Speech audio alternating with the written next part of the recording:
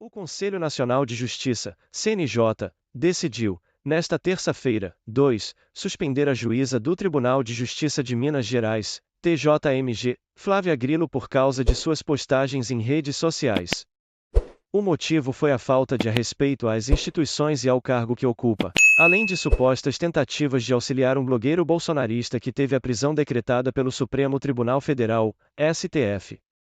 O relator do caso, ministro Luiz Felipe Salomão, afirmou que as publicações de Grilo eram incompatíveis com a posição de juiz e que ela não cumpria seus deveres básicos, agindo com a total desleixo ao não trabalhar presencialmente. Apesar de Grilo ter alegado ameaças de morte, o CNJ não aceitou a justificativa e decidiu pela suspensão. Além de Grilo, outros 19 juízes e desembargadores também são alvos de procedimentos no CNJ por manifestações políticas.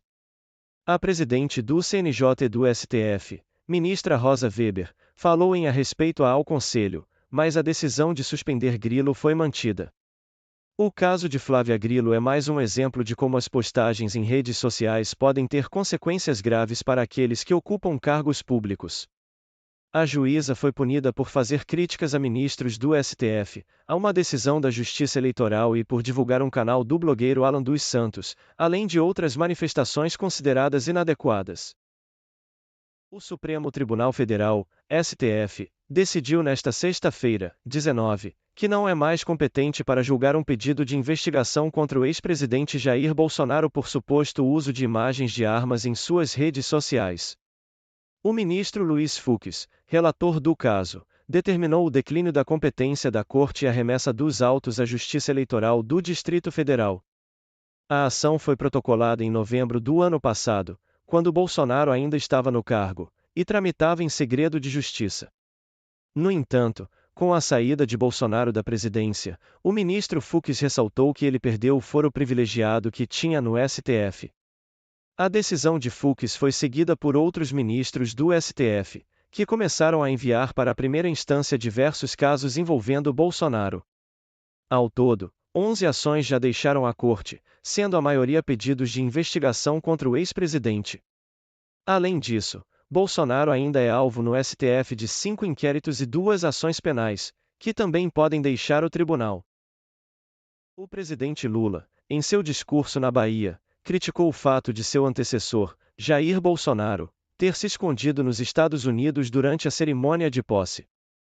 O petista ainda afirmou que ninguém no seu governo pode errar para não penalizar o povo.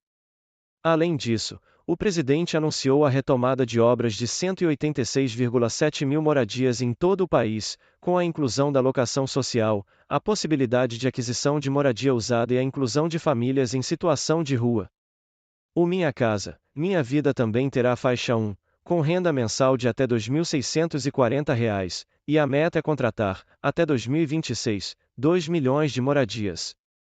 Lula, então, mostra que não tem medo de enfrentar o seu antecessor e que está disposto a fazer o que for preciso para melhorar a vida dos brasileiros. O presidente quer que o governo acelere entregas para a população rapidamente, pois sabe que, se demorar para implantar políticas públicas, haverá cobranças da população. O influenciador digital Valadão, com 5,5 milhões de seguidores no Instagram, viralizou durante a campanha à presidência de 2022 ao publicar um vídeo em que fazia uma retratação ao então candidato petista Lula. Quando questionado se batizaria o ex-presidente, Valadão respondeu que sim, mas deixaria o mesmo debaixo d'água por uns 30 segundos para dar uma limpada. O Tribunal Superior Eleitoral, TSE, negou a existência de uma decisão que o obrigasse a negar que Lula seja a favor do aborto e da descriminalização das drogas. Valadão é conhecido por falar sobre política para seus seguidores, sendo seguido por Bolsonaro e o clã familiar do presidente. O pastor já organizou ao menos 2 eventos conservadores sobre política nos Estados Unidos, com a presença de Bolsonaro. No entanto, em dezembro de 2022, Valadão disse aos seguidores que estava decepcionado com o silêncio de Bolsonaro após a derrota. Segundo ele, faltava ação do ex-presidente.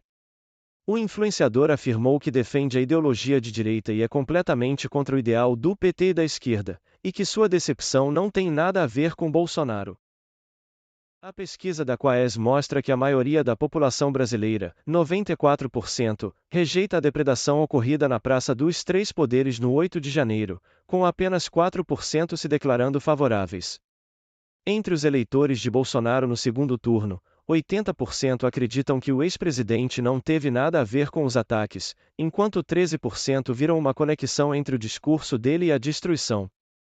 Além disso, 81% dos bolsonaristas dizem que os golpistas não representam a militância do ex-presidente, enquanto 64% dos eleitores de Lula entenderam que eram bolsonaristas os invasores. Apesar de Bolsonaro sair mais arranhado, Lula vai melhor no pós-8 de janeiro, segundo a pesquisa.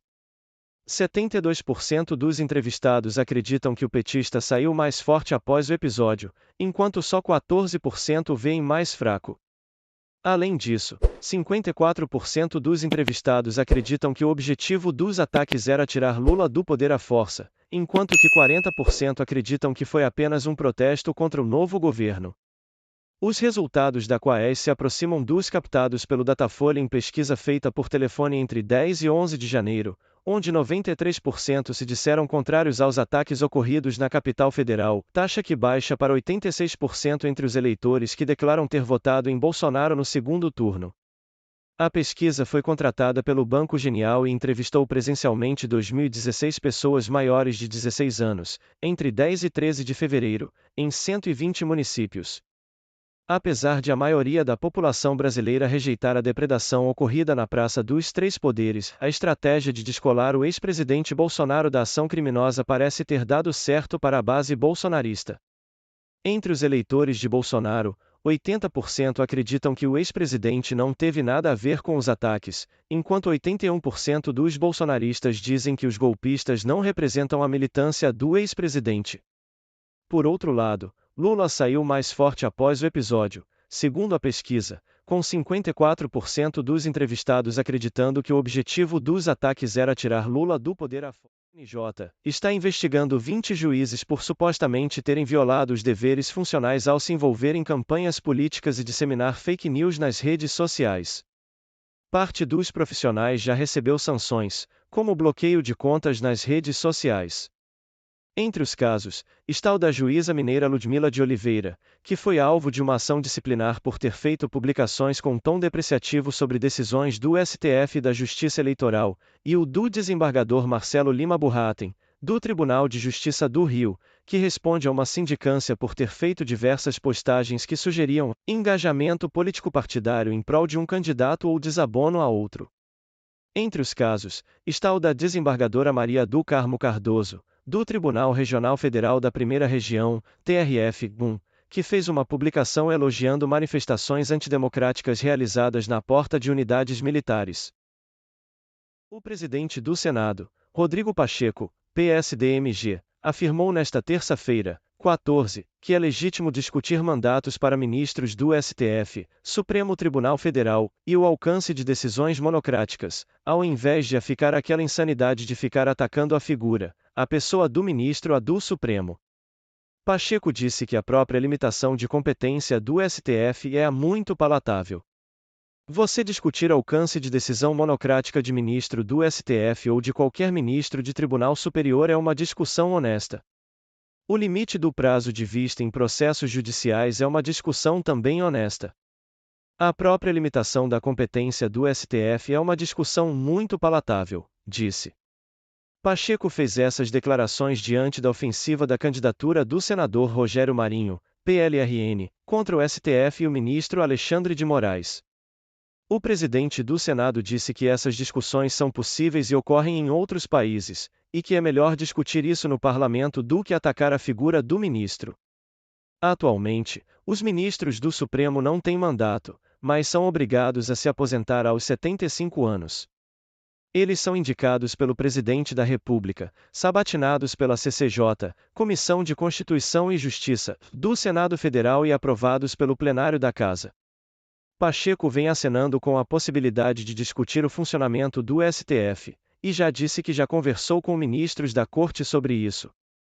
O senador disse que é importante que haja valorização dos juízes e modernização dos equipamentos do Poder Judiciário, e que eventualmente pode haver alterações no próprio Supremo Tribunal Federal. Pacheco chegou à presidência do Senado com o apoio de Jair Bolsonaro, PL, mas se afastou do ex-presidente da República quando resolveu rejeitar um pedido de impeachment feito por Bolsonaro contra o ministro do STF Alexandre de Moraes. Na disputa contra Marinho, Pacheco se colocou como candidato capaz de defender a democracia e barrar a ofensiva bolsonarista contra o Supremo. Durante o evento desta terça, o presidente do Senado disse que erros do judiciário devem ser corrigidos dentro dos limites do próprio judiciário, e que jamais permitiria o impeachment de um ministro devido a uma decisão tomada. Decisão judicial se recorre dela quando se discorda, disse.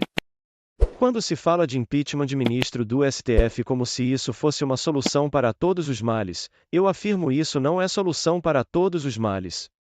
E eu jamais permitiria que houvesse impeachment de um ministro do STF por uma decisão que ele tomou, afirmou.